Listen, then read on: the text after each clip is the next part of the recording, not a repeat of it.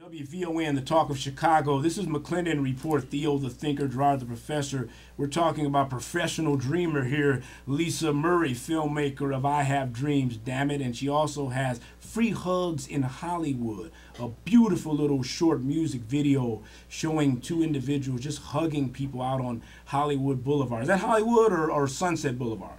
We were at Hollywood and Highlands. So that's where you have all the interesting characters like Wonder Woman and Supergirl. And I know the area well. I spent some time out there, so I'm well aware. You're doing a wonderful thing. Tell us about a little bit. I mean, this seems to be something that's really the centerpiece of your life, this whole fascination with dreaming and aspiring.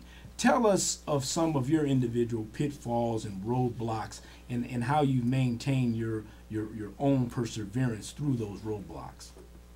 Well, you know, for me, one of the things is that I think that there's too big of a gap between what we see as the manifestation of a dream and then just everyday life.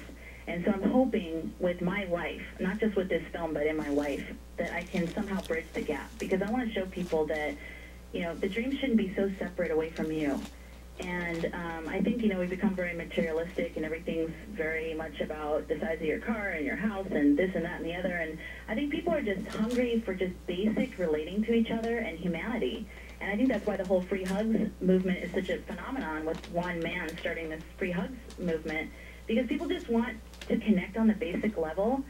And I feel like everything's just gotten too big, too far out there, and people don't relate to it anymore.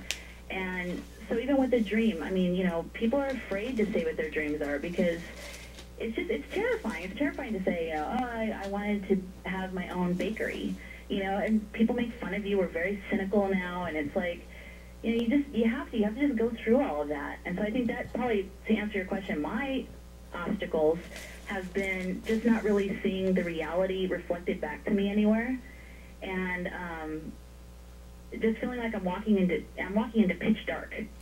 Indeed. I don't know where I'm going. I don't know what I'm doing, and I'm just sort of following a very small voice inside of me. Let's talk about that right now. This is where I like to take the show.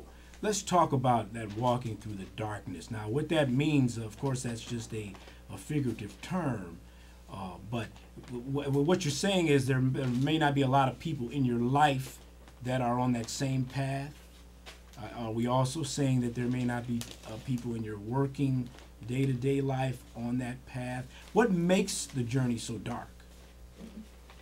I think that, number one, in my immediate life, I don't have a lot of people that are really following. I mean, now that I'm older, I do have a lot of people in my life that are following their dreams, and that's kind of what came about with this documentary.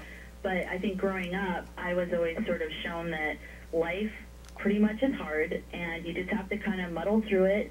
And if you're happy, sometimes great, but most of the time it's just going to be really hard, and you have to do that, and that's how you have to pay the bills, and that's it. That's life. And that just isn't enough for me. It isn't enough for me to just pay the bills. And so I never really saw, you know, other than like someone like Oprah or someone bigger than me, Jim Carrey or Madonna, someone big, big, big, far away, I didn't see it something in my life, like people really living spiritual lives where they're really fulfilling themselves and giving back and doing something great and wonderful and feeling alive. I didn't see that. So that's what it means to walk in the dark. You know, I don't know Oprah. I can't hang out with her. So right. In other words, you don't know anyone in your life that's self-actualized. Exactly. Or that even saw that as a possibility or a necessity. That's actually pretty frightening. I'm pondering this as we speak.